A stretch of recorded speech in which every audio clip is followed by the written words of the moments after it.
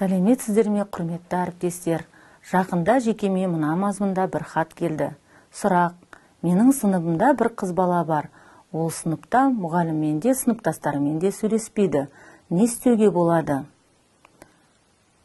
Сұрақ өте маңызды. Бірақ бұл сұраққа жауап беру үшін менің де ол кісіге бірнеше қарсы сұрақтарым пайда болды. Біріншіден, ол мектепте басқа адамдармен сөйлеседі ме? Сізден және сіздің оқушыларыңыздан басқа. Ол тек мектепте ғана таңдаулы үнсіздік режиміне өтеді ме? Сіз бұл мәселені қыздың ата-анасымен талқылап көрдіңіз бе? Дамуында ақаулар бар ма? Айталық сөйлеу коммуникациясында қиындықтар бар ма екен? Оған логопедтің, психологтың көмегі қажет пе?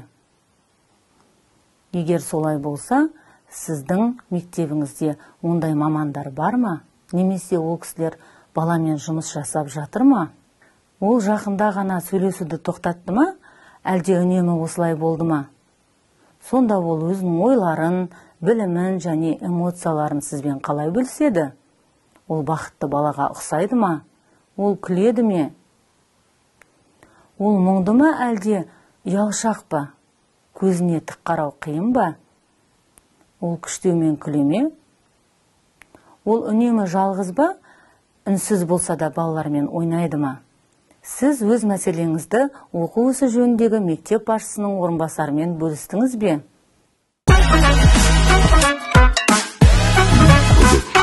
Егер сіздің сыныпта осындай оқушы болса, ол мүлде сөйлемесе, оның дамуында артта қалу немесе ауру болуы мүмкін.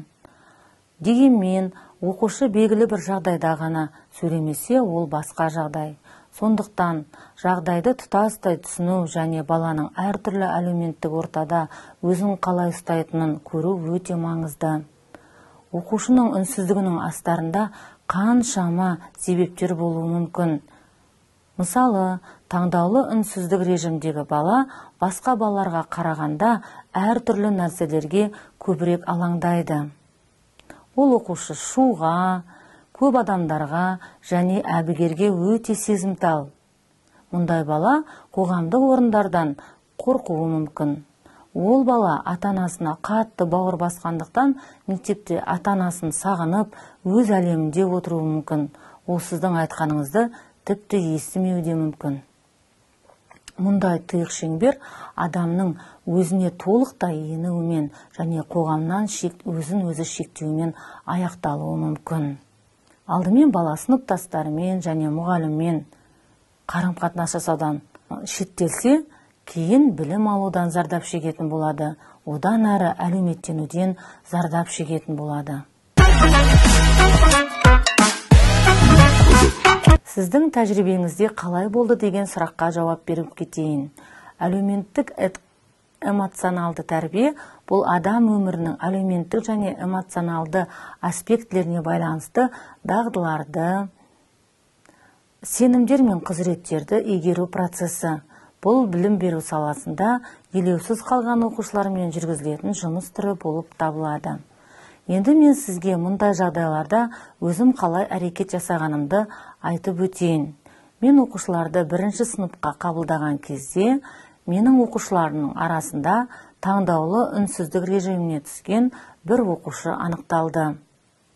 Ол оқушымен әңгіменің басындағы сұрақтар бойынша жұмыс жасап, барлығын анықтап алған соң, оқушыны бақыланатын ортаға өзі сенетін, яғни осы баламен сөйлесіп қалады-ау деген оқушымен бірге қатыстырдым. Олардың бір-бірімен оңай тіл табысатынын байқадым. Біртіндеп осы қауіпсіз ортаға басқа бір баланы қатыстыра бастадым. Бұл әрине бірден бола қойған жоқ. Белгілі бір уақыт аралығында болды.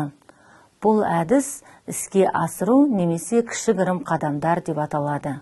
Әдетте оқушыны осы бірінші, екінші баламен тіл табыстыруға бірнеше уақыт өтетінін байқадым. Одан кейін бала өзінің ойын сыбырлап болса да айтып үйренді.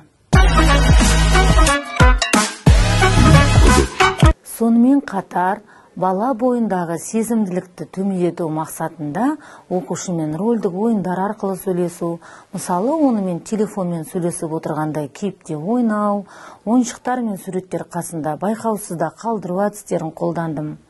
Мұндай әрекеттер оқушының психологиялық тұрғыдан келесі қадамға ауызша қарым-қатынасқа дайындайды.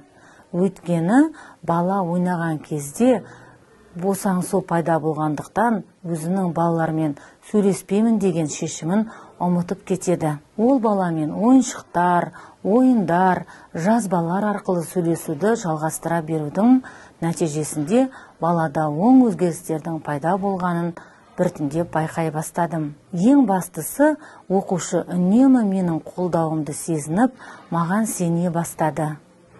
Қазір ол бала сыныпта барлық оқушылармен араласады, өз эмоциясын білдіре алады, қол көтеріп шағын тапсырмаларды орындай алады.